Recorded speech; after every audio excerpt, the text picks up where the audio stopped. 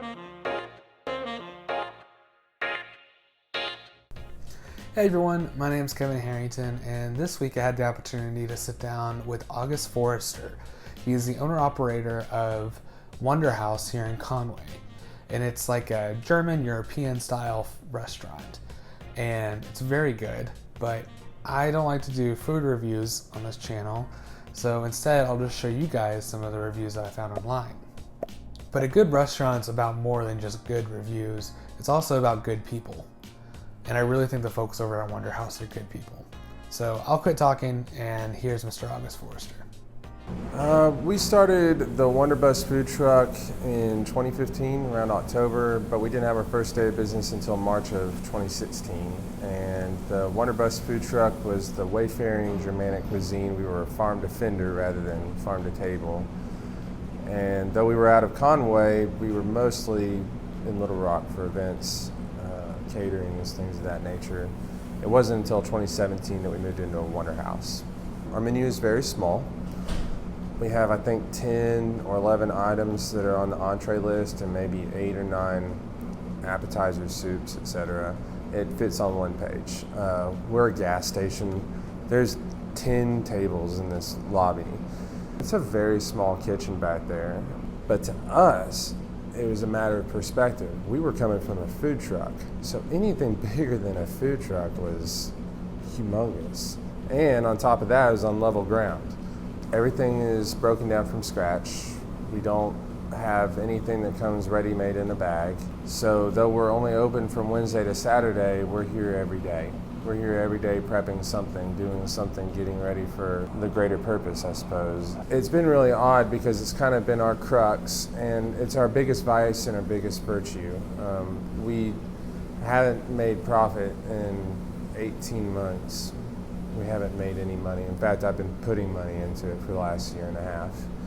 But the mission of supporting a farmer who's putting their little girl through ballet, and if I stop buying her eggs and chickens, then maybe that little girl won't be able to go to ballet, has definitely been a driving force to get through the last 18 months. When COVID hit, it was kind of like a light switch, and in multiple ways. First and foremost, we had a lot more staff, and half of it was made up of Hendrix and UCA students that were here from out of town and just needed a job and had the support of their parents. And in the case of Hendrix, they had about 2 days to exit their dorm and go back to their home state. So I lost half my employees, but I also lost almost all my clientele. The month of April 2020, the whole month, I think we did $600. And then when things did start to pick up in the form of family meals, takeout, curbside service, and grocery, the farmers had to make their own adaptations. So a meat farmer like Rabbit Ridge could sell me a rack of ribs and then the loin that went between the rack. And we could do all different kinds of things with that loin. We could turn it into schnitzel, we could turn it into rouladen. But the retail market had a big bottleneck where major producers were unable to keep the shelves of Kroger full, and so people went to the farmers for things like ground beef. Well, it's a little bit extra trouble, so why don't you sell me a pork chop? Well, the pork chop is the rib and a slice of loin. So now the rack of ribs and the tenderloin is no longer available to me because it's being cut up into chops for retail purposes. So that meant schnitzel was off the board. And for somebody who does German and Eastern European style food, that was a great limiter, especially being down half your employees and not knowing if anybody was going to walk in the door. Just about every restaurant I know had a kitchen walkout 2 months ago, including ourselves. We're incredibly short-staffed. It's getting to a place where things are starting to tick up again, but it's not steady. And so making new hires is kind of a difficult process. Although we don't have a chef, and I'm not a chef. I don't have any training whatsoever. We've had people work in my position before. When somebody works in that position and they start cooking, and they start feeling good about what they're making, and they feel confident in the food that they're cooking, they start to call themselves chef. And they start to get a big head on them about what it means to be a chef. Well, all that does is turn the guy next to you into your sous chef, and the person that everybody is under you after that.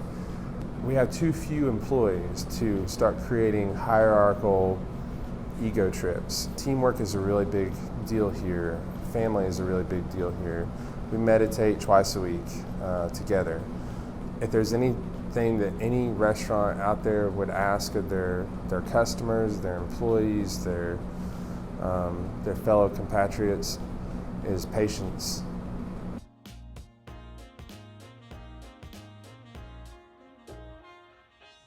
I think this interview with Mr. Forrester is a great reminder of why I wanted to start doing this series. I wanted to hear stories of people overcoming challenges. And the last year and a half has been a real tough challenge on the service industry. I mean, you heard him say it himself. It's been a rough year. So I think we would all benefit from following his last piece of advice of being more patient and more polite. So on a different note, I'm going to start a new YouTube series called Cooking with Kevin, and that'll just be me goofing around in the kitchen, trying to cook things, and I'm not a very good cook. So we'll see how that goes. In conclusion, go to WunderHaus. They're wonderful. Number 2, be polite and tip your servers well. Number 3, be on the lookout for Cooking with Kevin. Thanks.